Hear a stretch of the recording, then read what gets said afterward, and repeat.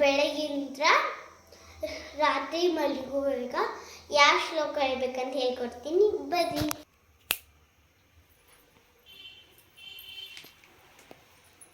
ನಿಮ್ಮ ಕೈಯನ್ನು ಎದ್ದ ಕೂಡಲೇ ನೋಡಿಕೊಂಡು ಯಾವ ಶ್ಲೋಕವೇ ಹೇಳಬೇಕಂತ ಹೇಳ್ತೀನಿ.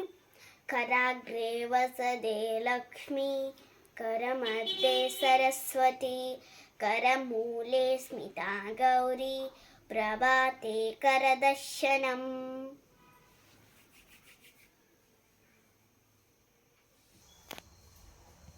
ಸ್ನಾನ ಮಾಡೋ ಮುಂಚೆನೆ ಈ ಶ್ಲೋಕ ಹೇಳಬೇಕು. ಗಂಗೆ ಚೇ ಯಮುನೆ ಚೇ ಗೋದಾವರಿ ಸರಸ್ವತಿ, ನರ್ಮದೆ ಸಿಂಧು ಕಾವೇರಿ, ಬಲಸ್ವಿನ್ ಸಸ್ತಿದಿಂ ಕುರು.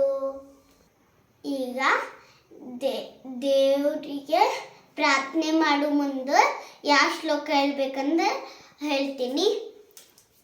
ನನಗೆ ರಾಘವೇಂದ್ರ ಸ್ವಾಮಿ ಅಂದ್ರೆ ಭಾಳ ಇಷ್ಟ, ಅದಕ್ಕೆ ನಾನು ಸ್ವಾಮಿ ದಿನ ಹೇಳ್ತೀನಿ. ಈಗೂ ಹೇಳ್ತೀನಿ. ವಕ್ರತುಂಡನೂ ಹೇಳ್ತೀನಿ.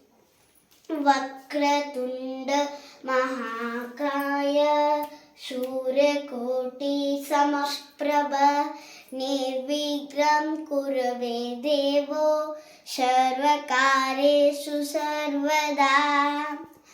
ಪೂಜ್ಯಾಯ ರಾಘವೇಂದ್ರಾಯ ಸತ್ಯಧರ್ಮಋತಾಯ ಚ, ಭಜತಾಂ ಕಲ್ಪವೃಕ್ಷಾಯ ನಮತಾಂ ಕಾಮಧೇನುವೇ.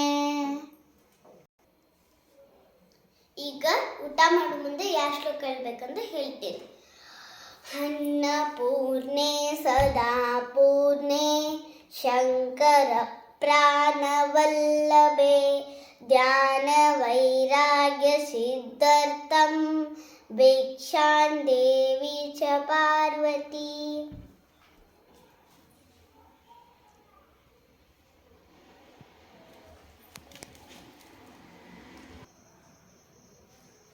ಸ್ಕೂಲಿಗೆ ಹೋದ್ಮ್ಯಾಗ ಯಾವುದು ಶ್ಲೋಕ ಹೇಳ್ಬೇಕಂದ್ರೆ ಹೇಳ್ತೀನಿ. ಫಸ್ಟ್ ನಮ್ಮ ಮ್ಯಾಮಿಗೆ ನಮಸ್ತೆ ಹೇಳಿ. ಗುರು ಬ್ರಹ್ಮ ಗುರು ವಿಷ್ಣು ಗುರುದೇವೋ ಮಹೇಶ್ವರ, ಗುರು ಸಾಕ್ಷಾತ್ ಪರಬ್ರಹ್ಮ, ತಸ್ಮೈ ಶ್ರೀ ಗುರವೇ ನಮಃ.